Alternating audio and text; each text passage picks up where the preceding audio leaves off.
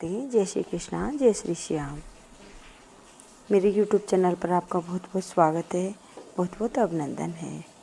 तो आज सुनेंगे माँ शीतला की कहानी। शीतला सप्तमी है, चैत्र मास चल रहा है।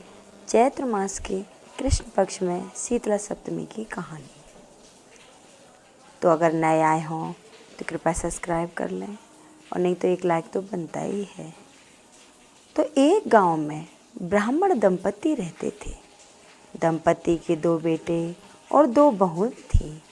दोनों बहुओं को बड़े लंबे समय के बाद बेटे हुए थे। इतने में शीतला सप्तमी आ गई और शीतला सप्तमी का पर्व मनाया गया। घर में पर्व के अनुसार ठंडा भोजन तैयार किया गया। दोनों बहुओं के मन में विचार आया कि यदि हम ठंडा भोजन करेंगी तो बीमार हो जाएंगी, और बेटे भी अभी छोटे हैं। इस कारण उनके मन में कुविचार आया, और दोनों बहुओं ने क्या किया कि जहाँ पशुओं का दाना तैयार होने वाले बर्तन में चुपचाप 2 बाटी तैयार कर ली। सास बहू शीतला की पूजा करके आई। शीतला माता की कथा सुनी। बाद में सास तो शीतला माता के भजन करने के लिए बैठ गई। दोनों बहुएं बच्चे रोने का बहाना बनाकर घर आईं। दोनों के बर्तन से गरम गरम रोटला निकाले और चूरमा तैयार कर लिया और पेट भर खा लिया। सास ने घर आने पर बहुओं से भोजन करने के लिए कहा। बहुएं ठंडा भोजन करने का दिखावा करके घर के काम में लग गई। सास ने कहा, बच्चे कब से सोए हुए हैं, उन्हें जाकर भोजन करा लो। बहुएं जैसे ही अपने अपने बेटों को जगाने के लिए गईं तो उन्होंने क्या देखा कि दोनों बच्चे मृत हो गए हैं। ऐसा बहुओं की करतूतों के फलस्वरूप शीतला माता के प्रकोप से हुआ था। बहुएं बेबस हो गईं। सास ने घटना जानी तो बहुओं से झगड़ने लगी।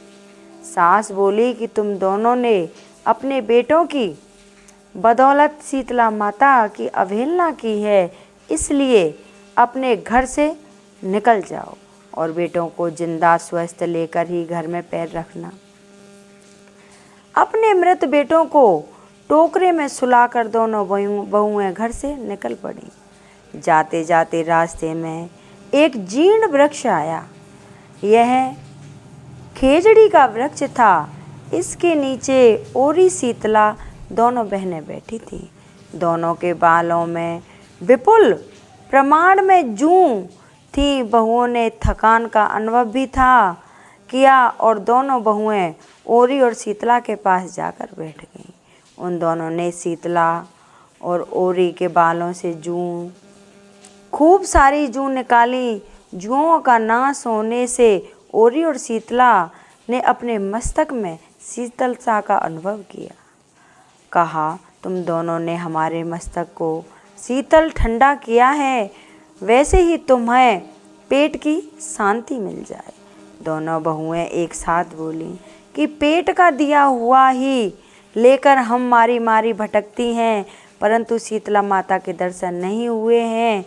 तब शीतला माता ने कहा कि तुम दोनों तो वही पापनी और दुष्ट हो, दुराचारणी हो।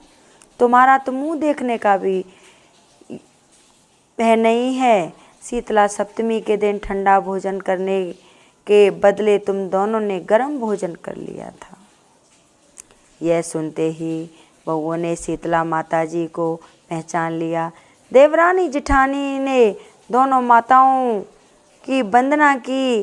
गिड़गिड़ाते हुए कहा कि हम तो भोली भाली हैं, अनजाने में गरम खा लिया था। आपके प्रभाव को हम जानती नहीं थी। आप हम दोनों को क्षमा करें। पुनः ऐसा कुष्ट कृत्य हम कभी नहीं करेंगे। उनके पश्चाताप भरे वचनों को सुनकर माताएं प्रसन्न हुईं। शीतला माता ने मृतक बालकों को जीवित कर दिया। बहुएं तब बच्चों के साथ लेकर आनंद से पुनः गांव लौट आए। गांव के लोगों ने जाना कि दोनों बहुओं को शीतला माता के साक्षात दर्शन हुए थे। दोनों का धूमधाम से स्वागत करके गांव में प्रवेश करवाया। बहुओं ने कहा, हम गांव में शीतला माता के मंदिर का निर्माण करवाएंगे। चैत्र महीने में शीतला सप्तमी के दिन मात्र ठंडा खाना ही खाना चाहिए। शीतला माता ने बहुओं पर जैसी कृपा दृष्टि बनाई वैसी सब पर कृपा दृष्टि और शीतलता बनाए रखना। माँ सदा हमें शांति, शीतलता तथा आरोग्य देना।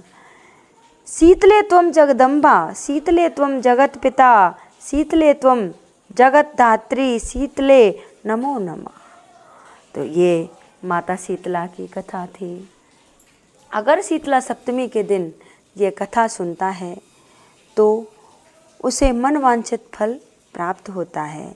सभी माता बहनों से अनुरोध है कि शीतला सप्तमी वाले दिन कोई भी माता गरम खाना ना खाएं, ठंडी रोटी खुद खाएं, गाय को खिलाएं, कुत्ते को खिलाएं, माता का पूजन करें, कथा सुनें और उसके बाद खुद भी ठंडी रोटी खाएं। अगर ये मेरी कथा किसी को अच्छी लगी हो तो कृपया लाइक सब्सक्राइब ज़रूर करें और कमेंट में लिख के शीतला माँ की जय ज़रूर बोलें। बोल शीतला महारानी की जय।